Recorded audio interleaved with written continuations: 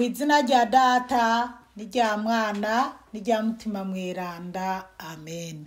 Bene wacu dusangiye ukwemera muri Yezu Kristu, ndabaramukije mu izina rya Yezu Kristu. Nitugire Kristu, dusabikanye ijambo ry'Imana dusanga muri Bibiliya mu gitabo c'Abanyaroma ku kigabane cyaho cya 4, duhera ku karongo ka mbere tugeze ku karongo ka 12. Ijambo ry'umutwe riravuga ngo Aburahamu karorero kabemera.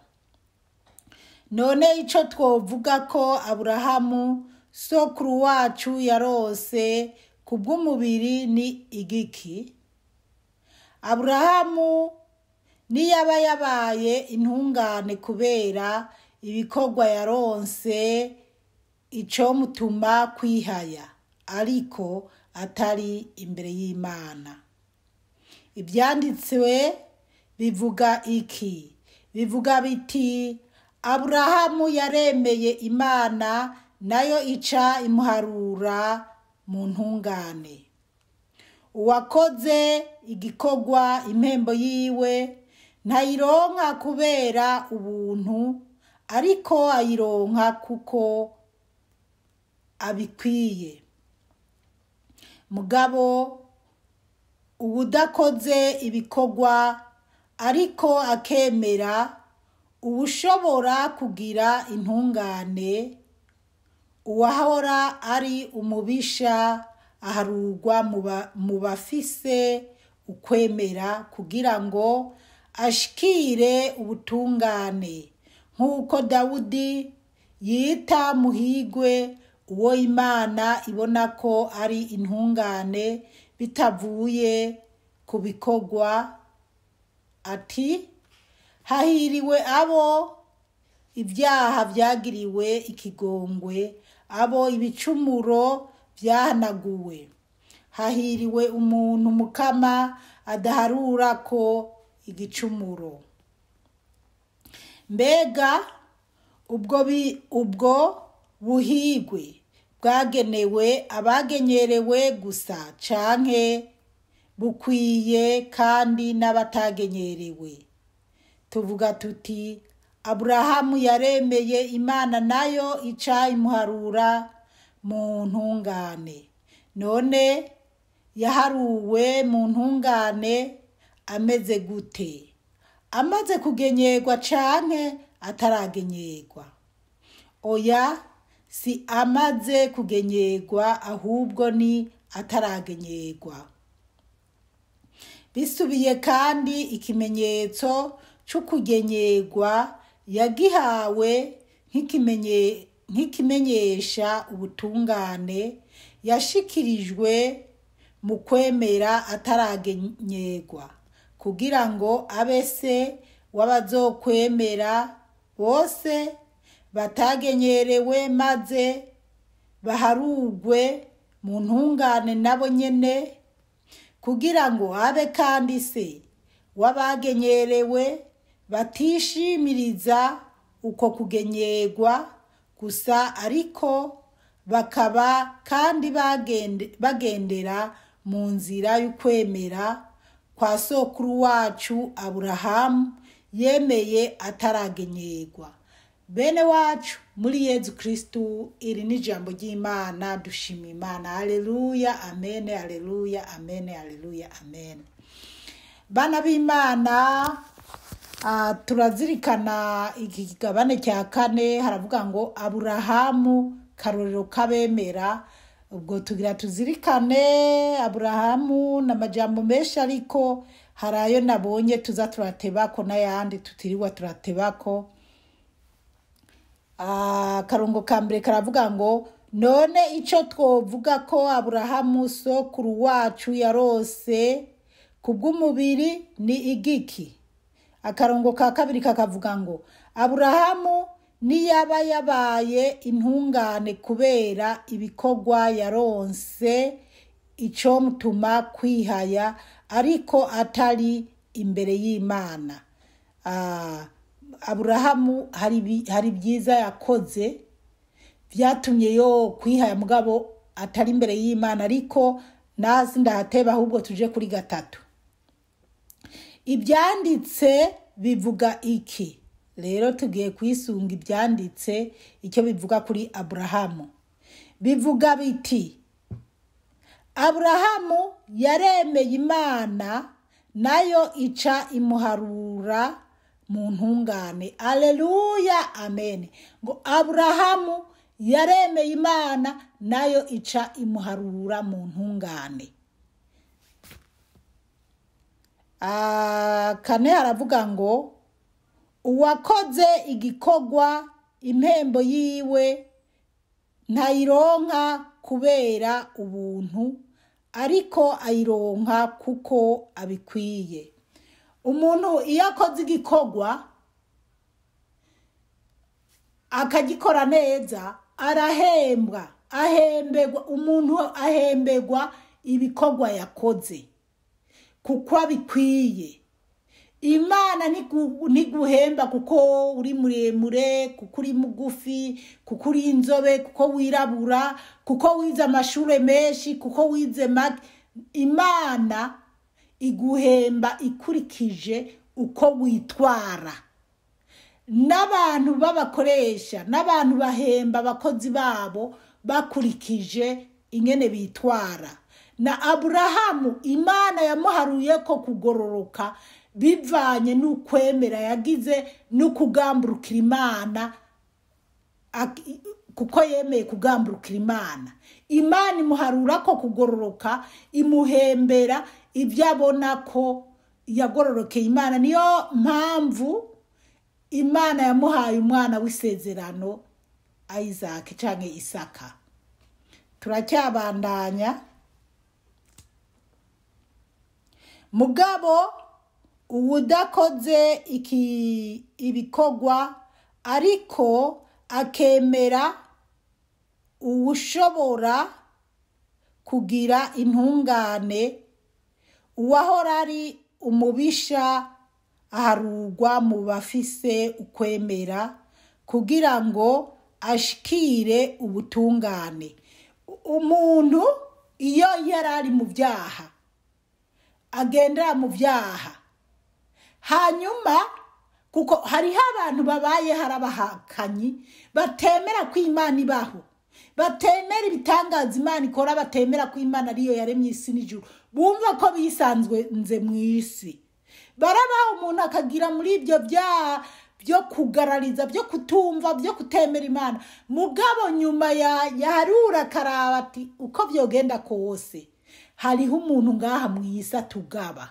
Aha mu isi uko byogenda kose ndiko ndaraba ijuru riri, nkaraba mu isi, nkaraba umuntu ingena avuka gapfa, nkaraba ko ubuhinga mu isi bwananiranye bw'uko umuntu yoramba atabona, yumva ngo isi maze imyaka n'imyaka, mugabo atabona umuntu yoba yaratanguye mu isi canke umuntu yoba amaze imyaka 200.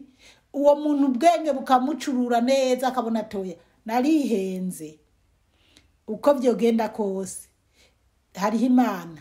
Hariho abantu nyene usanga bavuga ati uko byogenda kose ndemera ko hariho umuntu, hariho ikintu kiri hejuru y'ibindi byose gishobora kuba gidukontorora canke cyaremye isi n'ijuru. Rero ubwenge yo buje akavuga ati niyo Mana nyene bavuga, ni Imana. Rero uwo muntu acahinduka akumva agomba kwitwara nyene nk'uko afise umuntu hejuru yiwe amukontorora. Uwo rero niwe acaharugwa mu ntungane, agaharugwa ibyaha yari yarakoze byose, Imana ikavyeza neza ikabigira poperine yerarana, agahinduka umwana w'Imana. Uwo Imana ikimuharura mu bagororotsi mu bemera Imana. Ariko hari utujambo ku kajambo kindwi na 8 shaka ko tuvuga cyane cyane, duhere kuri 6 bavuga ngo nkuko Dawudi yita muhigwe uwo Imana ibona ko ari intungane bitavuye ku bikogwa ati. Uwo Dawudi yita intungane ngo bitavuye no kubikorwa reka turabe kundwi rero n'umunani. Hahiriwe abo ibyaha byagiriwe ikigongwe, abo ibicumuro byahanaguwe. Uwo ni Dawudi yabivuze. Hahiriwe abo ibyaha byagiriwe ikigongwe, abo ibicumuro byahanaguwe. Aha niho nari namye nshaka ko tuza guteba. Bana b'Imana, harahiriwe abantu bagendeye mu byaha hanyuma bakabivamwo bakaja mu muco wera. Nanje ndimo mba numva ko mpiriwe ndabye ibyaha nagiye ndiva yanga mwisi, nkunda iby'isi, nkunda ibigezweho, mugabo mu by'ukuri jewe numva muri jewe ibintu byose. Iwanje ndashima uko mbayeho, iwanje ndashima ubuzima ndimwo, mbese nta mururumbwe w'iby'isi nkifise, nta namba. Rero umuntu ni byiza ko yoba mu bahigwe bakira neza, bakumva ko uko babayeho kose batariko bararurumbira iby'isi, badariko barahangayikishwa n'ubuzima barimwo. Ego biragoye, ubuzima burababaza, hari igihe uba mu bintu bigoye ukumva umenga urahangayitse cyane ukababara, ariko ukabibamwo mugabo ntibigutume guhemuka no kugira. Hari igihe novuga nk'iba abantu bakavuga ati nuko wahiriwe uko biri kose ubayeho neza. Si cyo gituma, ahubwo iyo umaze kwemera Yezu, iyo umaze gutahura Imana yakuremye ko igukontorora kandi umwanya wari wo wose izokurengukana iwayo, waba warengutse neza ukaba mu munyenga wo kubana nayo, waba warengutse nabi naho ukaja mu muriro udahera, urumva ko ni ingorane. Ibyiza rero nuko twokwitandukanya n'iby'isi tukaba bahigwe bavuye mu byaha bakaja mu muco mwiza. Rero bariho benshi bagiye baheba iby'isi, muzumva abantu b'indaya bashinga intahe ko bari indaya, babivuyemwo bakaja mu muco wera. Abantu barabatinganye. Ibaze nyimba hari icyaha Imana yanka mw'iyi si, ni icyaha cy'ubutinganyi. Hariho abantu rero babaye abatinganyi, babivuyemo, ubu bagarutse kuri Yezu Kristo. Abo ubu barererana nk'umushanana wa puperine. Rero abo baharugwa mu kugororoka kuko barahebye ubutinganyi, baza ku mwami Yezu. Hariho abari abicanyi, abarozi, ubugome bwinshi butandukanye hano mu isi, barabihebye bagaruka ku mwami Yezu Kristo. Abo Imana ibaharura ko ukugororoka. Nibyo Dawudi avuga, ibi ubisanga mu mazaburi. Nicyo twosubiramo ngo hahiriwe abo ibyaha byagiriwe ikigongwe, Imana naho woba ufise ibicumuro bitaba mbega birenze. Hariho abantu bama bivugira ngo je ndazi n'Imana ntiyonyemera. Yewe ukira kubyura umutima wawe ukumva ko ugarutse ku Mana, Imana yiteguye kukwakira. Abo bantu rero ngo barahiriwe abo ibicumuro byahanaguwe, ngo ibicumuro byabo byarahanaguwe, kiretse umuntu agize umwaka akabisubiramo. Ariko iyo abandanije mu iyo nzira neza, arahiriwe uwo muntu. Hari benshi rero babipfiramo bakaja mu muriro udahera. Harahiriwe umuntu yabivuyemo, akaba yapfiriye mu nzira nziza, canke akazopfira mu nzira nziza, canke Yezu akazokubita inzamba aje kudujana. Uwo muntu akiri muri abo bahiriwe.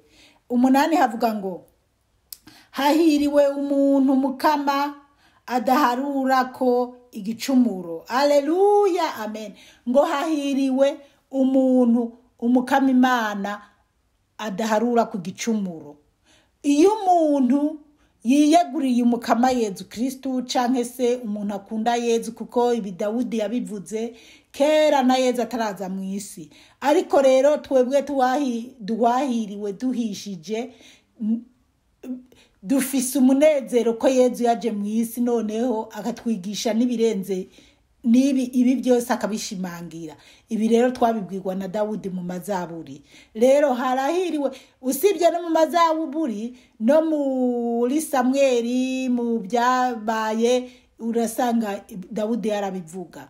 Rero uyo muntu arahiriwe. Rero dukora ikibantu b'Imana. Igihe turimo ni kibi cyane. Igihe turimwo n'ubu Yezu yokubita inzamba horokoka bake. Igihe turimo kiracafuye ni kibi, dukanguke. Twumve ko dukwiye guhebana n'iby'isi, twumve ko twitandukanije n'ibintu by'isi bidukwega hano mu isi, ahubwo dukurikire inzira nziza, dukurikire Yezu. Duhanagurwe kw'ibyaha, ibyaha byawe Umukama arabiguhanagura ukaba mwiza, ukaba muzima. Rero duhebane n'iby'isi, tureke kwica abantu tubarenganya, tureke gukuramwo inda, tureke kuba batinganyi, tureke gushigikira abana bacu mu mafuti, tureke kunywa ibiyayuramutwe. Yezu aravuga ati ababoregwa, abasambanyi, abicanyi, atabo bose bazoba mu nzitanya, aho insya z'amenyo hanze mu muzitanya, mu muzimiza, mu muriro udahera. Rero turabe ingene tugomba kwitwara. Reka rero twihutisha, ariko aka karongo k'indwi n'ak'umunani mukige ko jewe numva karanezereye cyane. 9 rero hakavuga ngo mbega ubwo buhigwe bwagenewe abagenyerewe gusa canke bukwiye kandi n'abatagenyerewe? Ngo mbega ubwo buhigwe bwagenewe abagenyerewe gusa, abayisilamuwe? Oya, reka tubandanye. Cyari kibazo Pawulo ariko arabaza. Hanyuma tuvuga tuti Aburahamu yaremeye Imana, nayo ica imuharura mu ntungane. Ngo Aburahamu yaremeye Imana, ngo Imana nayo imuharura mu ntungane, kuko Imana yaramubwiye ati va mu muryango kwa so, uve muri uve muri abo bakarudayo bameze ukunuku, ugenda aho njenda kwereka, hanyuma nzokugirira neza. Imana rero Aburahamu yumvira Imana, hanyuma Imana ikiranezerwa. Yongera atsinda igitego gikomeye Aburahamu, aho yagenda gutangayiza haki kukimazi, kandi yaramufise ari umwe. Imana ikiranezerwa noneho gusumba kuba yemeye kuza gutangayiza haki. Rero yari yabyaye na Ishimayeli mu buryo bw'umubiri, ntitwabiduze ko cyane ku karongo ka mbere. Burya hajya bavuga ati mbega n'igiki yarose ku bw'umubiri. Rero kujya kuntu yarose Ishimayeli, ariko Aburahamu anezereza Imana, Imana nayo iranezerwa. Turabandanya ku 10, tuje ku 10 aravuga ngo none yaharuwe mu ntungane ameze gute? Ngo yaharuwe mu ntungane ameze gute? Ahubwo ni ataragenyerwa. Yaharuwe mu ntungane Aburahamu ataragenyerwa. Ubwo rero ntiyari bwabyare bajya abana, kuko inyuma ya Ishimayeli, inyuma ya Izahake yarabyaye n'abandi bana benshi. Bisubiye kandi ikimenyetso cyo kugenyerwa yagihawe nk'ikimenyesha ubutungane yashikirijwe mu kwemera ataragenyerwa, kugira ngo abese wabazokwemera bose batagenyerewe, maze baharugwe mu ntungane nabo nyene, kugira ngo abe kandi se wabagenyerewe batishimiriza uko bagenyerewe gusa, ariko bakaba kandi bagendera mu nzira y'ukwemera kwa sokuru wacu Aburahamu yemeye ataragenyerwa. somye nihutisha kugira ngo tubivuge ko ibyo kugenyerwa Aburahamu ntiyemewe kubera kugenyerwa. Bibiliya iratubwira ko Aburahamu ni data wa twese, mbese ni sogokuru wacu. Tuvuze sogokuru wacu kubera ko Shimayeli aturuka kuri Aburahamu, Izahaki aturuka kuri Aburahamu. Hari n'abandi n'amazina yabo muri Bibiliya arimo ariko sindayibuka mu mutwe. Rero abagenyerewe ngaha mw'isi, dufashe nk'idini ry'Abayisilamu, ntiwoba umusilamu utagenyerewe, ntiwoba umusilamu utagenyerewe. Kandi mu kwemera kwabo uko niko kuri kwabo ko mu isezerano rya kera. Hanyuma abatagenyerewe nabo beshi s'Abayisilamu, kuko kimwe cyo winjiye idini ry'Abasilamu uri umuhungu utegerezwa kugenyerwa. Hanyuma kandi kugenyerwa ababishaka baragenyeresha abana babo kubera ko babishaka, canke se kubera ko Bibiliya bivuga. Jewe bimwe nabikoreye abana kubera ko mbona muri Bibiliya birimwo, Bibiliya bishimangira, ariko bidasigura ko kuko nari gushobora kuvuga ati reka ahubwo cenja mu Bayisilamu. Oya, kubera ko Ibrahimu ni sekuru w'abagenyerewe n'abatagenyerewe. Yanumviye ijwi ry'Imana ataranagenyerwa, hanyuma yumvira Imana aremera, bagiranira isezerano ry'Imana, nawe aragenyerwa, arasiramurwa. Ariko Bibiliya ivuga iti uwo ari we wese, yaba uwagenyerewe n'ubutagenyerewe, bose Imana irabakunda. Waragenyerewe ukaba umwicanyi, Imana ntikubona. Waragenyerewe ukaba umurozi, Imana ntikubona. Waragenyerewe ukaba umutinganyi, ibyo byose ni seseme imbere y'Imana. Utagenyerewe naho ukaba umuntu w'umunyamahoro, Imana irakubona. Ni nk'uko warabatijwe. Yezu Kristo ni watwigisha kubatizwa, kandi Yezu Kristo yaduhaye akarorero keza, nawe yarabatijwe. Ariko kubatizwa uri umwicanyi ni seseme imbere y'Imana. Kubatizwa uri umutinganyi, ibyo byose imbere y'Imana ni seseme. Ibyo byose Imana wari kurutwa nuko utonabatizwa. Kubatizwa n'ukwemera Yezu Kristo, nukuvuga ubwa kabiri, ariko bishimangirwa no kugenda mu bikorwa byiza, ukagendera mu muco mwiza. Ababatijwe benshi nibo babagome. Mu ntambara abapatiri baricana, kwanza sino mu ntambara gusa, abapasteri baricana, abashehe baricana. Babandi bose biyita ko ari abana b'Imana, n'abakozi b'Imana, nibo batangura gukora mabi. Benshi bikikamukiza kubera bavuga ko ari abakozi b'Imana canka ari abantu b'Imana, ariko benshi kuba bamwe babyinyegeza, kuba ari ukwinyegeza mw'idini canke se binyegeza ngo baremera. Bana b'Imana, odi biri kwihuta.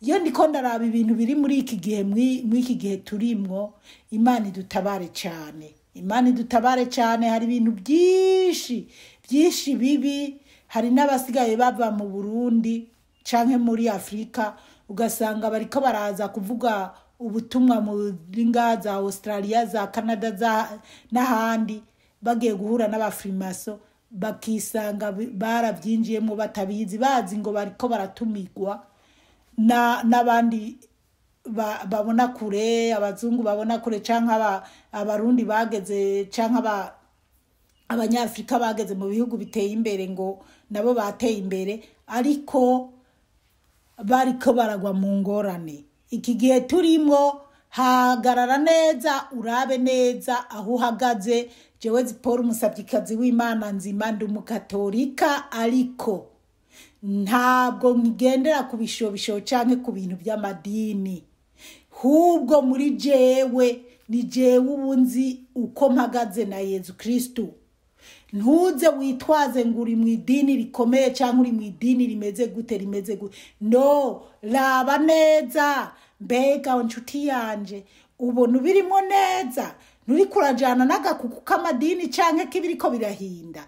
Odiyo rero tubigeze ngaha, igisoma kifise uburongo 30-20 ariko reka tubandanye n'igice cya kabiri. Mwarahezagiwe ku izina rya Data, rya Mwana, n'irya Mutima Mutagatifu. Amen.